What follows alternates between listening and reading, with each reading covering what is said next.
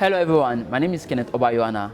I'm the host Agritech Founders Diary, a show where we get to document and meet with Agritech founders who are doing amazing stuff in the ecosystem. Today we're having another amazing guest joining us this afternoon, and is no other person than Emma Stella Gakko. She's the founder of Savannah Circuit, and she'll be telling us her story, sharing her stories with us, how she started and what inspired her to go into starting her business. Yeah, sure. It's very nice to meet you, Kenneth, and learn Yes. about your work.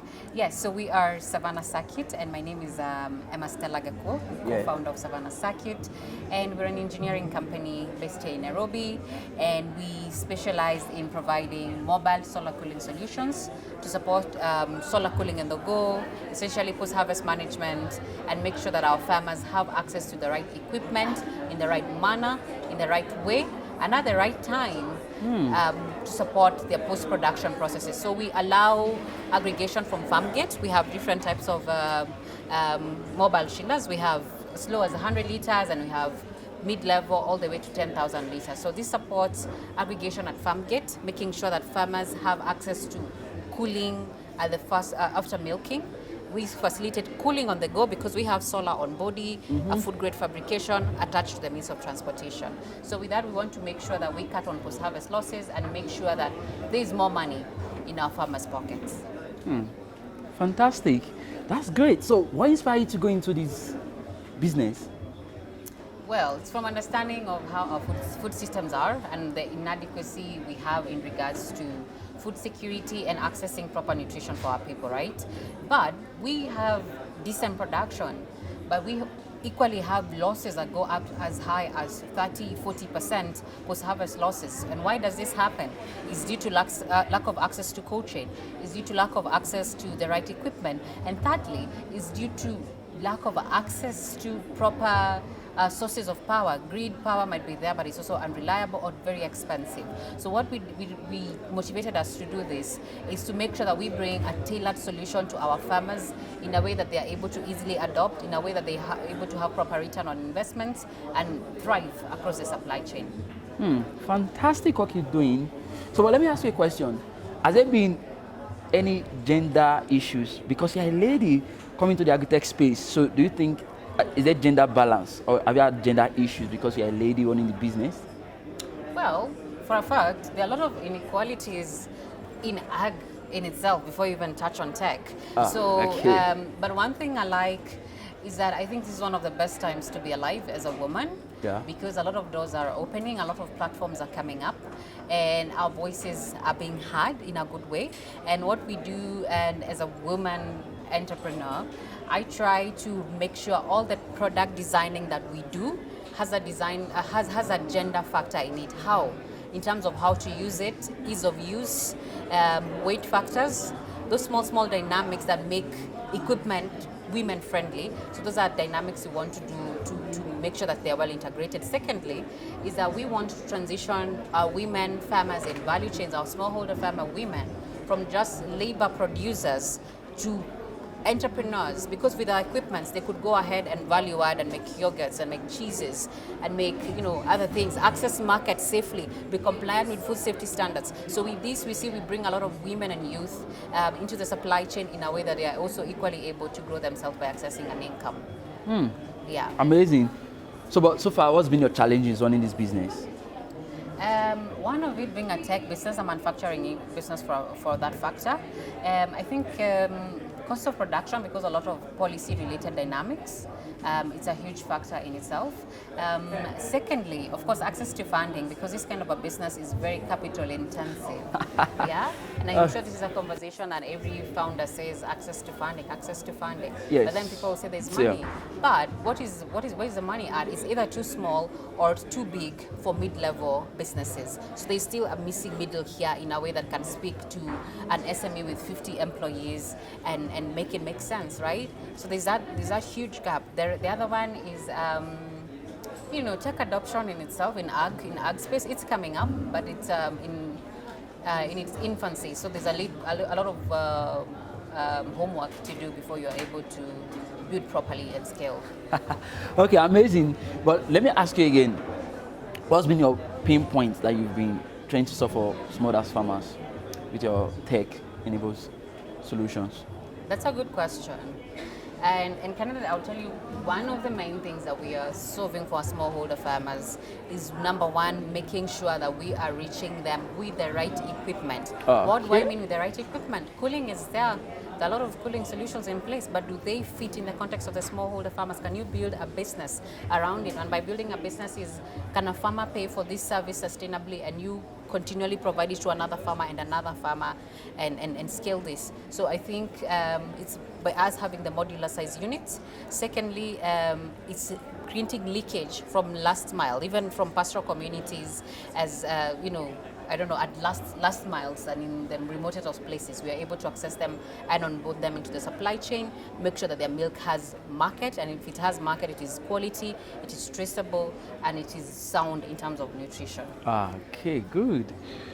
So far, that's been good, but so far, you've talked about financing, having issues with financing, but so far, navigate that issues. Because a lot of agri-tech founders that have intervened in the past, everybody keeps saying, oh, financing, but I just want to know from your perspective, have you been able to navigate the industry in terms of finance? Have you been able to fund your business so far?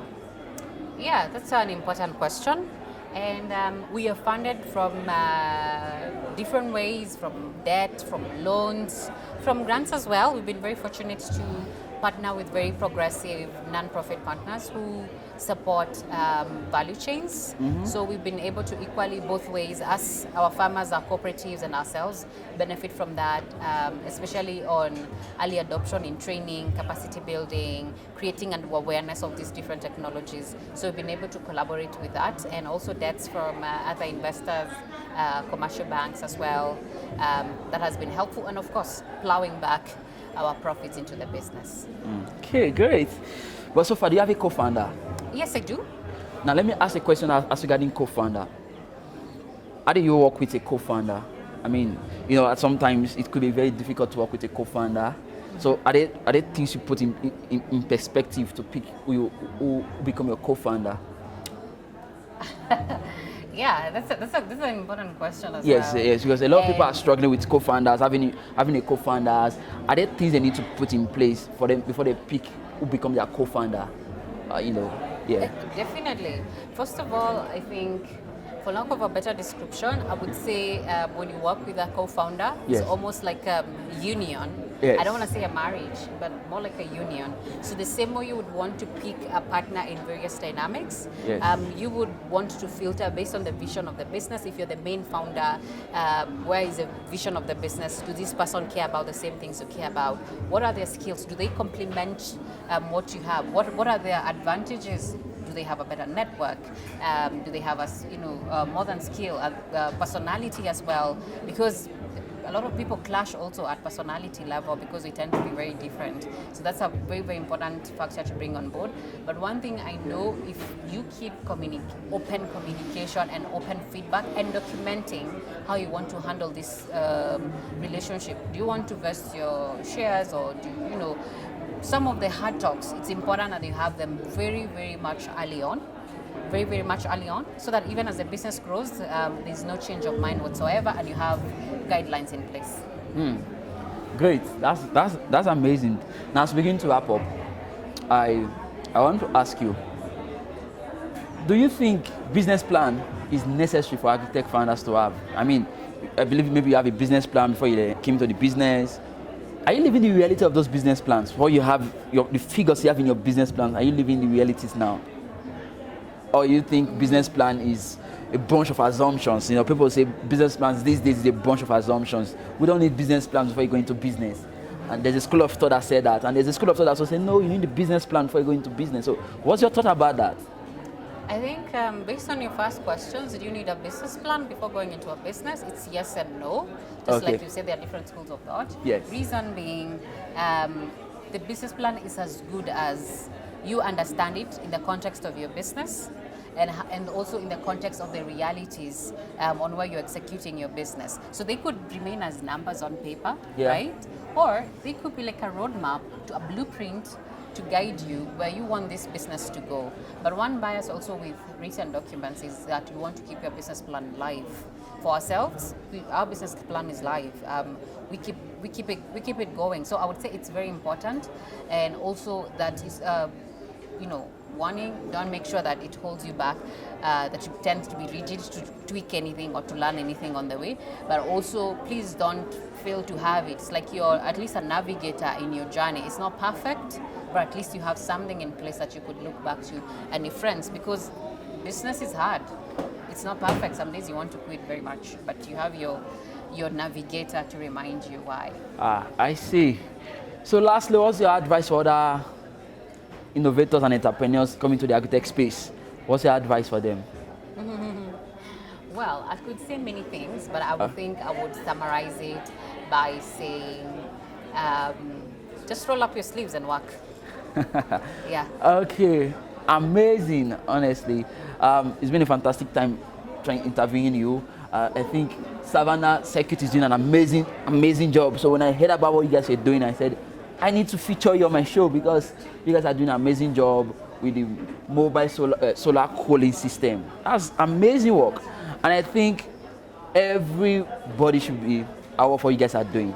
So it's a pleasure interviewing you. So guys, if you've not subscribed to our YouTube channel, do it to subscribe to our YouTube channel. Hit the notification button to get notified whenever we drop any videos. And do it to please share these videos to as many people you know will benefit from this interview, that get to learn from our guest. You know, she has shared a lot of lessons. She has shared her own lessons and challenges she has been through, and how she has been able to navigate the ecosystem. So do it to share our content. Thank you very much for joining us today.